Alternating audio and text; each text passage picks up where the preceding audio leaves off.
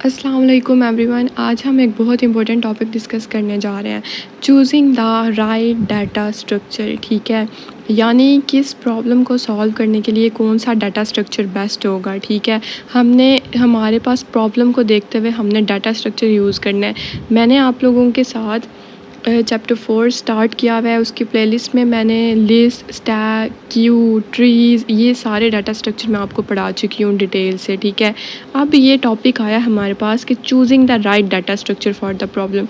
यानी इसमें अब क्या होता है, हम देखेंगे कि हर डाटा स्ट्रक्चर कौन कौन सी प्रॉब्लम के लिए बेस्ट होता है। ठीक है, जब हम प्रोग्रामिंग या कंप्यूटर साइंस के प्रॉब्लम सॉल्व करते हैं ना, तो हर डाटा स्ट्रक्चर का अपना रोल होता है। ठीक है, अगर हम सही डाटा स्ट्रक्चर का करें चूज़ उसको, तो हमारी प्रॉब्लम ना ज़्यादा एफिशिएंटली सॉल्व होती है। ठीक है, तो चले हम 5 इंपॉर्टेंट डाटा स्ट्रक्चर के एग्जांपल और उनका जो है ना यूज़ देख लेते हैं।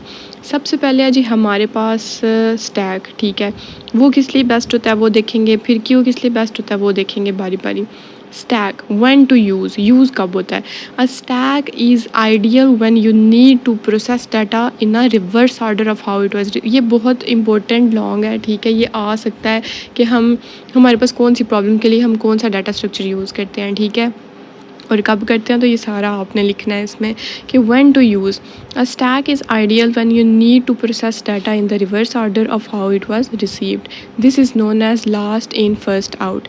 Stacks are often used in scenarios where you need to back track.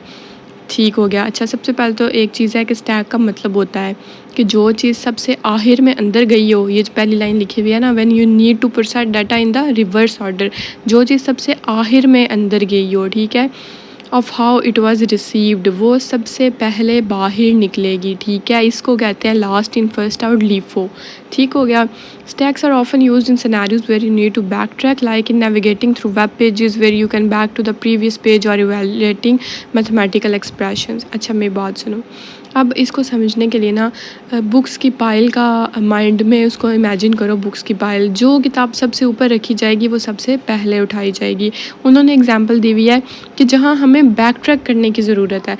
यानी देखें, हमने ज़्यादा सारे वेब पेजेस जो है ना वो नेविगेट किए हुए हैं। ठीक है, तो जब हम उसको अंडू करेंगे, हम पीछे जाएंगे। ठीक है, तो सबसे वो जो प्रीवियस पेज होगा ना, रिसेंटली वाला, वो जो है हमारे पास ओपन हो जाएगा। ठीक है। अच्छा, यहाँ पर कुछ एप्लीकेशंस उन्होंने बताई हुई हैं, expression evaluation, backtracking algorithm, undo mechanism. तो ये देख लेते हैं क्या होते हैं। Expression evaluation, converting infix expression to postfix और प्रीफिक्स एंड इवैल्यूएटिंग देम। यानी जब मैथमेटिकल एक्सप्रेशंस को कन्वर्ट करने के लिए इनफिनिक्स से पोस्टफिक्स या प्रीफिक्स, तो तब हम यूज़ करते हैं ये वाला स्ट्रक्चर। ठीक है, डाटा स्ट्रक्चर। ठीक है जी, फिर है backtracking algorithm, such as solving puzzles like maze और depth first search in graphs. जब हमने मेज सॉल्व करना है या डेप्थ फर्स्ट सर्च करना है, तब भी हम यही वाला डाटा स्ट्रक्चर यूज़ करें। undo feature, undo mechanism in software like text editor where you can undo the most recent actions। text editor, जिधर आप undo, जो आपको पता है वर्ड के अंदर भी, वर्ड भी तो एक टेक्स्ट एडिटर है ना, उसके अंदर भी undo का ऑप्शन होता है। तो उधर मतलब इस तरह के कोई भी फीचर्स हैं जिनमें हमें undo करने की ज़रूरत है, तो हम कौन सा डाटा स्ट्रक्चर यूज़ करेंगे, स्टैक यूज़ करेंगे। नेक्स्ट है हमारे पास क्यू। क्यू क्या होता है, सबसे पहले व्हेन टू यूज़ वो देख लेते हैं। A queue is perfect for scenarios where the order of processing needs to follow the first in first out. ठीक है, this means that the first element added to the queue will be the first one to be removed. इसका मतलब है कि जो पहले आया वो पहले निकलेगा, फर्स्ट इन फर्स्ट आउट। जैसे लोग किसी बैंक में या किसी दुकान की लाइन में लगे होते हैं, तो ये फ़र्स्ट इन फर्स्ट आउट अप्रोच होती है। ठीक है, इसकी एप्लीकेशंस में 3 चीज़ें हैं, breadth first search, task scheduling और simulation of real world scenarios. Breadth first search में है इन ग्राफ्स और trees where you explore all nodes at the current level before moving to the next. यानी graphs या trees में इसमें क्या है कि जिधर आप इन ग्राफ और trees where you explore all nodes, graph या ट्रीज़ में जब आप हर लेवल के नोड्स पहले एक्सप्लोर करते हैं। ठीक है, before moving to the next level से जाने से पहले। नेक्स्ट है हमारे पास task scheduling, where tasks are processed in the order they arrive, like print job management और handling request in a web server. इसका मतलब है कि जैसे हमारे पास प्रिंट जॉब्स होती हैं या वेब सर्वर रिक्वेस्ट होती हैं। ठीक है, तो जो सा पहले आएगा प्रिंटिंग के लिए हमारे पास डॉक्यूमेंट, मैं उससे ही पहले प्रिंट करूँगी, फिर बारी बारी बाकियों को करूँगी। ठीक है, तो टास्क ना प्रोसेस होते हैं एक ऑर्डर में, एक सीक्वेंस में टास्क शेड्यूल हो जाते हैं। ठीक है, तो इस वजह से कोई मसला नहीं बनता, तब हम क्यों यूज़ करते हैं। Simulation of real world scenarios, इसका क्या मतलब है? जैसे सुपरमार्केट की लाइन में कस्टमर्स होते हैं ना, वैसे ही such as modelling a line of customers in a store. तो देखिए क्यू है ना उधर, ठीक है, एक लाइन लगी होती है ना, अगर लाइन नहीं हो फिर तो सारे वो लड़ने लग जाए ना कि मैंने पहले जाना है, मैंने पहले जाना है। तो इसलिए ये हमारे पास क्यू बेस्ट होता है। नेक्स्ट है हमारे पास लिस्ट। लिस्ट का क्या मतलब है? बेस्ट फॉर ऑर्डर्ड कलेक्शंस, ठीक है। व्हेन टू यूज़, कब यूज़ करते हैं देख लेते हैं। List are versatile and useful when you need to store an ordered collection of elements, ठीक है। They are specially appropriate when the order of elements matters but direct access to elements by index is also needed. अब list उन scenarios के लिए best होती है, ठीक है। उन्होंने लिखा हुआ है useful when you need to store an order collection, जब आपको एलिमेंट्स को एक स्पेसिफिक ऑर्डर में स्टोर करना हो, ठीक है, एक स्पेसिफिक ऑर्डर में, लाइक असेंडिंग में, डिसेंडिंग में, वो चीज़, और इंडेक्स के थ्रू एक्सेस भी चाहिए हो आप लोगों को, तब आप लिस्ट यूज़ करते हो। क्योंकि लिस्ट में हम एलिमेंट्स को इंडेक्स के थ्रू एक्सेस करते थे ना, आपको याद है ना, इंडेक्स 0 से स्टार्ट होती थी लिस्ट के एलिमेंट्स, तो ये वो बोल रहा है, ठीक है। They are specially appropriate when the order of elements matters, जब एलिमेंट्स का ऑर्डर मैटर कर रहा होता है तब हम ये डाटा स्ट्रक्चर यूज़ करते हैं, ठीक हो गया। अब किस लिए यूज़ होती है? डायनामिक अरेज के लिए, स्टोरिंग सीक्वेंस और implementing other data structure. Dynamic arrays क्या होते हैं? Where you need to frequently add और रिमूव एलिमेंट्स, जब आपको ज़्यादातर एलिमेंट्स ऐड या रिमूव करने पड़ रहे हो ना, उनको हम डायनामिक अरेज बोलते हैं, ठीक है। यानी वो स्टैटिक नहीं होते, वो डायनामिक होते हैं, आप ऐड भी कर सकते हो, रिमूव भी कर सकते हो लिस्ट में चीज़ें।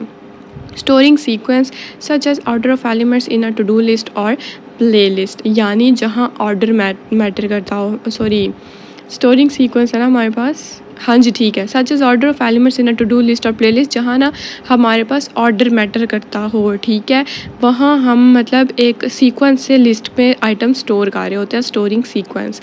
इम्प्लीमेंटिंग अदर डाटा स्ट्रक्चर में क्या है कि स्टैक या क्यू को लिस्ट के ज़रिए इम्प्लीमेंट किया जा सकता है। List can be use as building block for stack, queues and more, यानी हम लिस्ट के थ्रू उनको भी इम्प्लीमेंट कर सकते हैं। नेक्स्ट है हमारे पास ट्री। ट्री किस लिए यूज़ होता है? बेस्ट फॉर हायरार्किकल डाटा, और यूज़ कब करते हैं? When to use trees are essential when dealing with hierarchical data where elements are naturally organized in a parent child relationship. Hierarchical data क्या होता है? जिधर हायरार्की बनी होती है, पेरेंट फिर उसके चाइल्ड फिर उसके चाइल्ड, तो ट्री का स्ट्रक्चर पेरेंट चाइल्ड रिलेशनशिप पे बेस्ड होता है, ठीक है। यानी एक रूट होता है, उसके चिल्ड्रन होते हैं और फिर उनके भी आगे चिल्ड्रन हो सकते हैं। एप्लीकेशन में उन्होंने बताया हुआ hierarchical database, binary search tree, understanding code structure. Hierarchical database में क्या होता है?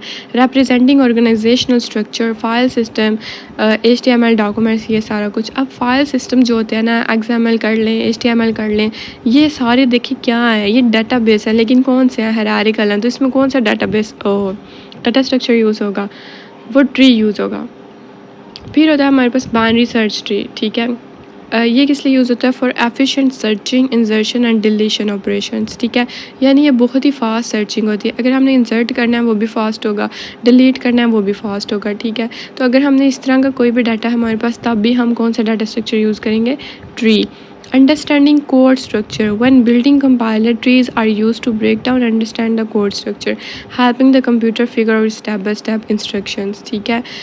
यानी जब कंप्यूटर को प्रोग्रामिंग कोड को समझना हो तो वो ट्री स्ट्रक्चर का यूज़ करता है, ठीक है। जब भी हम कंपाइलर बिल्ड कर रहे हैं, when building compilers, trees are used to break down and understand the code structure, यानी देखें ट्रीज़ किस लिए यूज़ होते हैं कि वो उस कोड को ना ब्रेक डाउन, यानी उसको छोटे छोटे हिस्सों में ब्रेक करेंगे और उसको अंडरस्टैंड करेंगे कि कोड है क्या, इसका स्ट्रक्चर है क्या, ठीक है। तो वो स्टेप बाय स्टेप इंस्ट्रक्शन के साथ उसको समझ जाएगा, तो ट्री इसलिए यूज़ होता है। लास्ट वन है हमारे पास graph. Graph best for network data, ठीक है। व्हेन टू यूज़, कब यूज़ करते हैं? Graphs are used when you need to represent set of objects, nodes and the connections between them. Graphs are particularly useful in problems involving networks, ठीक हो गया। अच्छा जी, ये कब यूज़ होता है? कि ग्राफ का यूज़ होता है जब आपको नोड्स यानी ऑब्जेक्ट्स और उनके दरमियान रिलेशनशिप्स को रिप्रेजेंट करना हो ना। जैसे पता है मैंने बताया था कि वो मैप वाली एग्जांपल दी थी ना मैंने लास्ट वाली वीडियो में, ग्राफ वाली में, कि मैप से हम कैसे रिलेशनशिप शो करते हैं अगर हमने ज़्यादा सारी सिटीज़ में जाना हो, ठीक है। एजेस के थ्रू हम उनका रिलेशनशिप जो है वो शो करते हैं। तो उनके दरमियान जब भी हम रिलेशनशिप को रिप्रेजेंट करना होता है तब हम ग्राफ यूज़ करते हैं। तो ये दो तरह के होते हैं, डायरेक्शनल भी हो सकते हैं, नॉन डायरेक्शनल भी हो सकते हैं। एप्लीकेशंस में social network, path finding algorithm, dependency resolution. तो social networks representing users and their connections, ठीक है। यानी यूज़र्स और उनके दोस्तों के दरमियान अगर कभी भी हमने कोई भी कनेक्शन, कोई भी सोशल, जैसे सोशल मीडिया में हम क्या करते हैं, वो इसी की एग्जांपल है ना ग्राफ की, ठीक है। उधर हम रिलेशनशिप रिप्रेजेंट कर रहे होते हैं। फिर है पाथ फाइंडिंग एल्गोरिदम, जब हमने मैप्स में शॉर्टेस्ट रूट ढूंढना हो, इस तरह का कोई भी हमने एल्गोरिदम यूज़ करना हो, ठीक है, तब हम डाटा स्ट्रक्चर यूज़ करते हैं ग्राफ का, ठीक है। डिपेंडेंसी रेजोल्यूशन क्या होता है, such as determining the build order of software projects with interdependent components, ठीक है। यानी सॉफ्टवेयर के कंपोनेंट्स जो एक दूसरे पे डिपेंड कर रहे हों से, या उस वाले हमारे पास डाटा के लिए भी हम कौन सा डाटा स्ट्रक्चर यूज़ करते हैं, ग्राफ। तो ये था हमारा आज का लेक्चर। आई होप आप लोगों को समझ आ गई होगी, ठीक है। तो आप एक चीज़ याद रखना, हर प्रॉब्लम का अपना नेचर होता है और हर डाटा स्ट्रक्चर की अपनी स्ट्रेंथ होती है। तो अगर आप सही डाटा स्ट्रक्चर चूज़ करें तो आपका सोल्यूशन फास्ट भी होगा, रिलायबल होगा, ईजी टू अंडरस्टैंड होगा।